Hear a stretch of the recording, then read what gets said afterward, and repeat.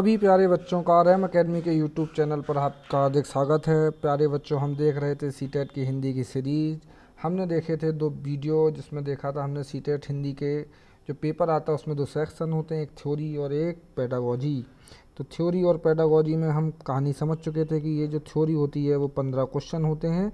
इनमें गद्य आता है और क्या आता है प्यारे बच्चों, पद्य।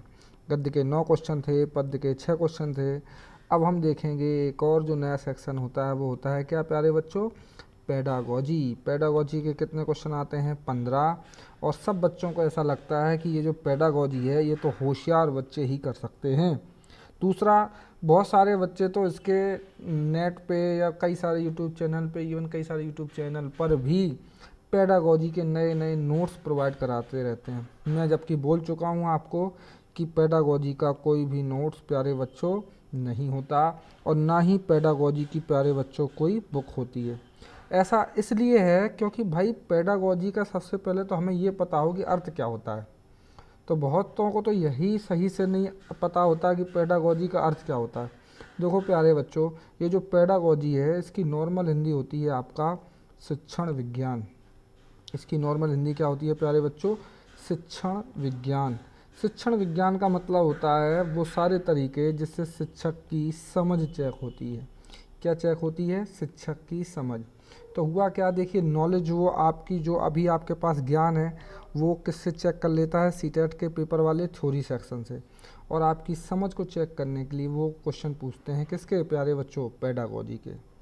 तो ये जो पेडागोजी है, ये जो समझ है, इसके लिए सही चीज़ क्या है, ये जो आप बीएड और डीएलएड के ट्रेनिंग के दौरान आपका हर महीने की 1 महीने की जो ट्रेनिंग होती है स्कूलों में, वहाँ आपको बच्चों से इंटरेक्शन करने का मौका मिलता है। और पेडागोजी का यही मतलब है कि आपको बच्चों की समझ कितनी अच्छी है, आपकी खुद की एज अ शिक्षक, एज अ टीचर कितनी समझ अच्छी है, क्या आपको इंटेलिजेंट होना ज़रूरी है या फिर आपको स्मार्ट होना ज़रूरी है। यही सब बातें हैं पेडागोजी की।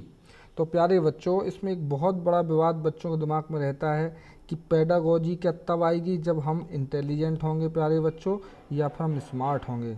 तो प्यारे बच्चों, मैं आपको बोलूं कि इंटेलिजेंसी का हिंदी अर्थ होता है बुद्धिमत्ता।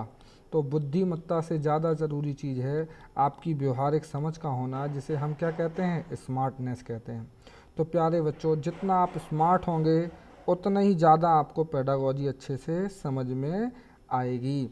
तो हम बनेंगे स्मार्ट, और स्मार्ट बनने के लिए हमें कुछ बातों को जानना ज़रूरी होगा। देखिए, हमें पढ़ना और लिखना दोनों को अच्छा नहीं लगता, तो हम पढ़ने और लिखने की जगह किन चीज़ों पर ध्यान देंगे प्यारे बच्चों, बातों पर ध्यान देंगे।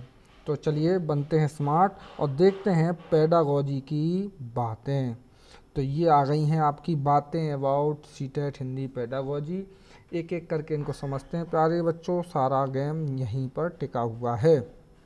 तो सबसे पहला है भाषाई आकलन।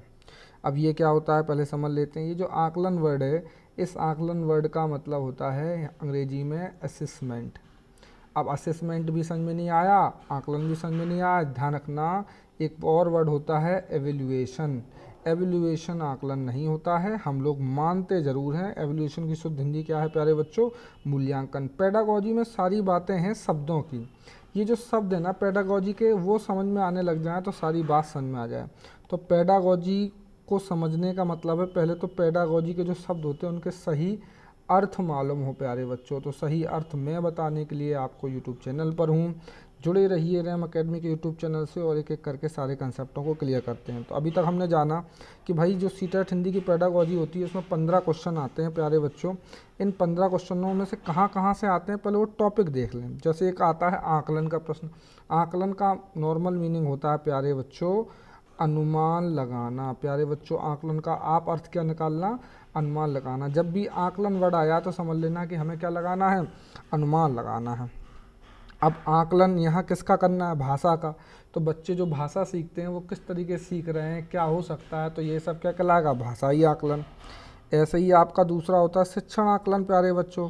तो शिक्षण आकलन का अर्थ क्या होता है कि अनुमान लगाएंगे कि लेकिन किसका, शिक्षक की शिक्षण प्रक्रिया का। तो शिक्षण प्रक्रिया कैसी है, क्या है, इसका अनुमान लगाना क्या कहलाएगा प्यारे बच्चों, शिक्षण आकलन।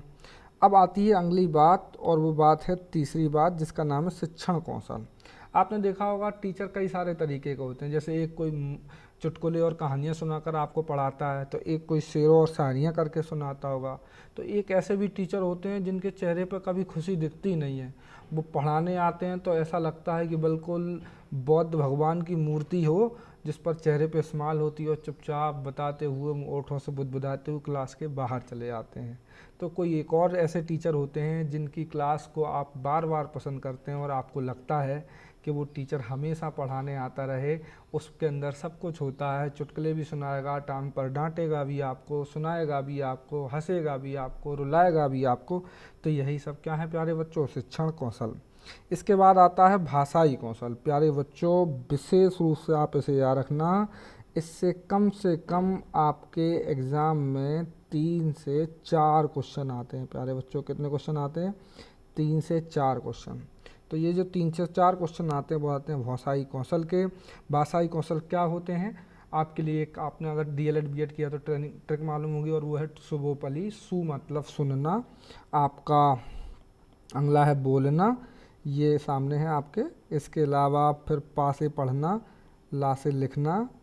तो सुनना, बोलना, पढ़ना और लिखना, यही भाषाई विकास का क्रम होता है। ये 1 है, ये प्यारे बच्चों 2 है, ये आपका 3 है और ये आपका 4 है। अब आते हैं बात, अगर आपको ये ना समझ में आया हो तो आप एक और अंग्रेजी की ट्रिक याद रख लो, क्योंकि मैंने आपसे कहा था कि देखिए मैं हिंदी मीडियम भले ही पढ़ा रहा हूँ, लेकिन वो सारे सीबीएसई बोर्ड के बच्चे जो हिंदी बेल्ट से हैं उन्हें अंग्रेजी भी समझ में नहीं आती, हिंदी भी नहीं आती। तो उनके लिए आप ट्रिक याद रख लो, लोकसभा, राज्यसभा।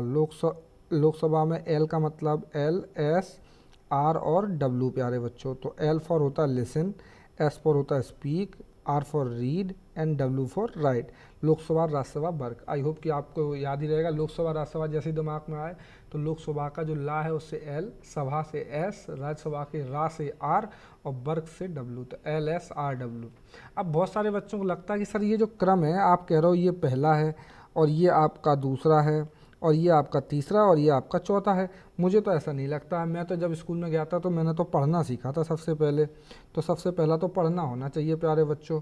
तो प्यारे बच्चों ऐसा नहीं होता है। मैं आपको उदाहरण से समझाता हूँ। जैसे जब बिल्कुल छोटे थे, आप किसी छोटे बच्चों को देखो, हर एक बात वो सुनता रहता, हम सुनाते रहते हैं, अरे तुम्हारा नाम ये है, ये दादा है, ये दीदी है, तुम बोलते क्यों नहीं, तुम सुनते क्यों नहीं। तो छोटा बच्चा सिर्फ सुनता रहता है। तो सुनने के बाद जैसे ही वो 1 साल के आसपास का होता है तो वो 1 या 2 शब्दों को बोलना सीख जाता है। जैसे वो पप्पा या पानी को मम्मम, या जो भी आप जिस तरीके से सिखाते हैं, मम्मी को मम्मा, माँ, पा, इस तरीके से कुछ शब्द सीख जाता है। तो ये जो शब्द सीखता है इसे ही कहते हैं बोलना। तो सबसे पहले प्यारे बच्चों क्या आया? लिसन आया, मतलब सुनना आया। फिर क्या आया? बोलना आया। इसके बाद नर्सरी में आपका एडमिशन हो गया और आप जाके वहाँ पे आ अनार का, ए एप्पल का, और 1 से 1, 2 से 2 कबूतर, 3 से तोते, 4 से 4 चिड़िया सीखे आप। और इस तरीके से आपने क्या सीख लिया प्यारे बच्चों? पढ़ना। पढ़ने के बाद नंबर आया आपका किसका? लिखना। थोड़ा सा कक्षा 1 तक पहुँचते पहुँचते आप लिखना भी सीख गए। तो ये है सुनना, बोलना, पढ़ना, लिखना। सुनना कैसे सिखाना है, बोलना कैसे सिखाना है, मैं अपनी बातों के माध्यम से आपको बातों तक पहुंचाऊंगा। बड़ा मज़ा आएगा आपको आगे जब भी पेडागोजी का कोई क्वेश्चन आएगा और हम सीखेंगे। फिर पढ़ना आता है, फिर लिखना आता है। अब ये 4 बातें समझ में आ गई आपको। 4 बातों के बाद अगली 5वीं बात है प्यारे बच्चों, पाठ्य पुस्तक। देखिए पाठ्य पुस्तक छोटी होना चाहिए, उसमें अभ्यास ज़्यादा से ज़्यादा होना चाहिए, या फिर पाठ छोटे होना चाहिए, या फिर पाठ्य पुस्तक में सिर्फ कविता और कहानियाँ ही होना चाहिए। ये सब बातों के प्रश्न बार बार पूछे जाते हैं आपकी शिक्षक के रूप में समझ चेक करने के लिए। और छात्र को क्या अच्छा लगता है, जैसे आपको लगता होगा, एक आप बच्चे से पूछोगे कि आपको पाठ्य पुस्तक में क्या चाहिए, तो बच्चे का आंसर होगा सर कविता हो और कहानियाँ हो, और उसे किसी तीसरी चीज़, जीवनी, आत्मकथा, निबंध, ये तो उसे बहुत बोरियत लगते हैं, आफत लगती है। तो ये है पाठ्य पुस्तक, इसको लेकर क्वेश्चन आते हैं। अगला वर्ड है पाठ्य विधाएं। पाठ्य विधाओं का मतलब होता है पाठ के तरीके। जैसे एक पाठ कहानी हो सकता है, एक पाठ कविता हो सकता है, निबंध हो सकता है, आत्मकथा हो सकता है, जीवनी हो सकता है, यात्रा वृत्तांत हो सकता है, रिपोर्टाज हो सकता है। तो ये सब चीज़ें क्या हैं, आपके लिए इनका क्या मतलब होना चाहिए, कहानी पढ़ाने का अर्थ क्या है, कहानी पढ़ाने का उद्देश्य क्या होना चाहिए, कविता पढ़ाने का उद्देश्य क्या होना चाहिए। तो ये सब है आपका पाठ्य विधाएँ। इसके बाद आता है छठवां प्यारे बच्चों, और छठवां है वो TLM, जिससे हम टीचर लर्निंग मटेरियल भी बोलते हैं, या फिर हम शिक्षण अधिगम सामग्री भी कहते हैं। तो प्यारे बच्चों, शिक्षण अधिगम सामग्री में कभी कहेगा कि बताइए कि आपको किताबों से पढ़ाना चाहिए, तो याद रखना यहाँ पे एक सबसे ज़रूरी बात है कि हमेशा कुछ ऐसे पढ़ाना चाहिए जिससे चीज़ें आपकी डेली लाइफ से ही कनेक्टेड हों। जैसे मैं देखिए समझा रहा हूँ, तो हर बार जो एग्जाम्पल हो आपके डेली लाइफ से रिलेटेड बता रहा हूँ। तो ये है आपका TLM। तो प्यारे बच्चों, हम यहाँ तक समझ चुके हैं। अब 7वां पॉइंट आता है बहुभाषी कक्षा। देखिए भाषा होती है, तो अभी तक हमारा ये मानना रहा है कि अगर हमारे पास सिंगल बच्चा आता है, मतलब कि अगर हिंदी मीडियम में तो अगर सारी चीज़ें हिंदी में पढ़ाई जाती हैं तो ही ज़्यादा अच्छे से सीखते हैं, तो ऐसा बिल्कुल गलत है। बहुभाषी कक्षा का मतलब होता है कि ऐसी कक्षा जिसमें एक से ज़्यादा भाषाएं प्रयुक्त की जाती हैं। तो सबसे पहले तो इसी का दूसरा नाम क्या हो जाएगा, मातृभाषा। आपने देखा भारत विविधताओं से भरा देश है। गुजरात में गुजराती, राजस्थान में राजस्थानी, तो फिर मथुरा की भाषा अलग है, तो फिर लखनऊ की भाषा अलग है, तो फिर बुंदेलखंड की भाषा अलग है, तो बघेलखंड की भाषा अलग है, मतलब मातृभाषा अलग है। सब जगह हिंदी चलती है, राजस्थान, बिहार और आपका मध्य प्रदेश और उत्तर प्रदेश, लेकिन फिर भी मातृभाषा तो अलग अलग है। तो मातृभाषा में पढ़ाना चाहिए या नहीं पढ़ाना चाहिए, इन सब को लेकर क्वेश्चन पूछे जाते हैं। क्या हिंदी के साथ साथ जो पंजाबी वाला बच्चा अगर आ गया तो क्या ये बुरी बात है या अच्छी बात है, ये सब जो क्वेश्चन होते हैं इनको समझना ही आपका बहुभाषी कक्षा या प्यारे बच्चों क्या होता है, मातृभाषा होता है। इसके बाद आती है अगली बात, और वो बात है 8वां छात्र समझ। तो प्यारे बच्चों इसे भी समझ लेते हैं। छात्र समझ का क्या मतलब होता है प्यारे बच्चों, तो छात्र समझ का मतलब होता है जैसे आप टीचर हैं प्यारे बच्चों, तो आपने देखा होगा बच्चे शरारती होते हैं, निर्दोष सीधे होते हैं, इनोसेंट होते हैं, शैतान भी होते हैं, और साथ में बच्चे बहुत ज़्यादा आज्ञा का पालन भी करते हैं। आपने देखा भी लॉकडाउन चल रहा है, आप जितना लॉकडाउन के नियमों को नहीं मानते होंगे उससे ज़्यादा लॉकडाउन के नियमों को छोटे छोटे बच्चे मान रहे होते हैं। किसी भी घर में जो छोटे बच्चे होते हैं वो ज़्यादा चीज़ों को समझते हैं। तो यही जो सब चीज़ें समझना है वो क्या कहलाएगी प्यारे बच्चों, आपकी छात्र समझ। अगला है 9वां पेडागोजी साइकोलॉजी। ये इतना इम्पोर्टेंट है प्यारे बच्चों कि मैं क्या बताऊं।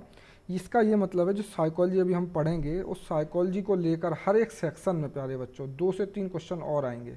तो साइकोलॉजी को लेकर जो 2 से 3 क्वेश्चन आएंगे यही आपके पेडागोजी साइकोलॉजी कहलाएगा। इसके अलावा जो भी कुछ अदर से मिलेगा उसे हम अदर में रखेंगे। तो प्यारे बच्चों पूरा पेपर जो हम सीटेट पेडागोजी का देखेंगे, सबसे पहला भाषाई आकलन, फिर शिक्षण आकलन, शिक्षण कौशल, भाषाई कौशल, लोकसभा राज्यसभा, पाठ मतलब भाषाई कौशल के अंतर्गत ये ट्रिक है, पाठ्य पुस्तक, TLM, बहुभाषी कक्षा, छात्र समझ, पेडागोजी और अदर, ये सारी चीज़ें एक साथ समझेंगे। इन्हीं सब चीज़ों को समझने का मतलब ही है सीटेट की पेडागोजी समझना। अब मैंने तो अभी ये पॉइंट बताया, लेकिन जब आपको समझ में और अच्छे से आएगा जब मैं पूरा पेपर आपको इन्हीं पॉइंटों के बेसिस पे करके दिखाऊं। देखिए मैंने आपसे क्या कहा था कि आपको पेडागोजी तभी समझ में आएगी जब आपका माइंड सेट हो। तो देखिए पेडागोजी माने कुछ नहीं, आपको माइंड सेट करना है। और माइंड सेट किस तरीके से सेट करना है, जैसा कि रेम सर का है।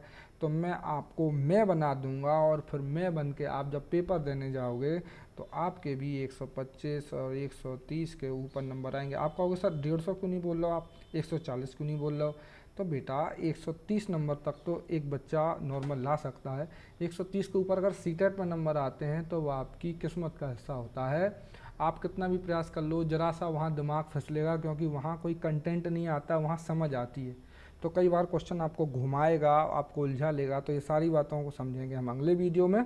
प्यारे बच्चों जुड़े रहिए, अगले वीडियो में हम देखेंगे सीटेट हिंदी प्राइमरी की पेडागोजी इन्हीं सारे बिंदुओं के आधार पर। प्यारे बच्चों एक और चलो जाते जाते मैं आपको बात बता दूं, और वो बात ये है कि हम कुछ ट्रिकों का भी प्रयोग करेंगे प्यारे बच्चों। अब ये ट्रिकें क्या हैं, जैसे याद रखना कि जब भी सहज वर्ड आ जाए, स्वाभाविक आ जाए, समझना आ जाए, अभिप्रेरणा, प्रेरणा आ जाए, कंसेप्ट, अवधारणा, प्रत्यय हो जाए, ये पॉजिटिव वर्ड हैं। मतलब अगर ये वर्ड आए हैं तो वो जो क्वेश्चन पूछा गया है उसका उत्तर सही उत्तर जो भी होगा उसमें ये शब्द सही उत्तर वाले वाक्य में ये शब्द आते हैं। इसी तरीके से प्यारे बच्चों अगर कोई गलत उत्तर होगा तो गलत उत्तर वाले ऑप्शन में, वाक्य की जगह में ऑप्शन लिख सकता था प्यारे बच्चों, गलत उत्तर वाले ऑप्शन में आपके ये सारे शब्द आते हैं। जहाँ पे भी रटना होगा तो वो बुरी बात, निंदा बुरी बात, डांटना बिल्कुल वर्जित है, मारना भी वर्जित है, डिमोटिवेट नहीं करना, अरे तुम गधे हो, अरे तुम काले हो, अरे तुम नाटे हो, अरे तुम गरीब हो। तो ये सारे बच्चों को डिमोटिवेट करेंगे और शिकायत कर दी तो आप जेल पहुंच जाओगे। और अगला है डिक्शनरी, मतलब रटंत विद्या का प्रयोग नहीं करना है, आपको डिक्शनरी में रटने के लिए नहीं कहना है, शब्दों को समझाना है। तो ये सारी चीज़ें आपके नेगेटिव वर्ड्स में आएंगी। तो इन पे भी चीज़ों को देखेंगे प्यारे बच्चों। मैं छोटे कर देता हूँ, आप लोग स्क्रीनशॉट ले लीजिए। हमने ये देखा, हमने देखी बातें, हमने देखा पॉजिटिव वर्ड्स और हमने देखे नेगेटिव वर्ड्स।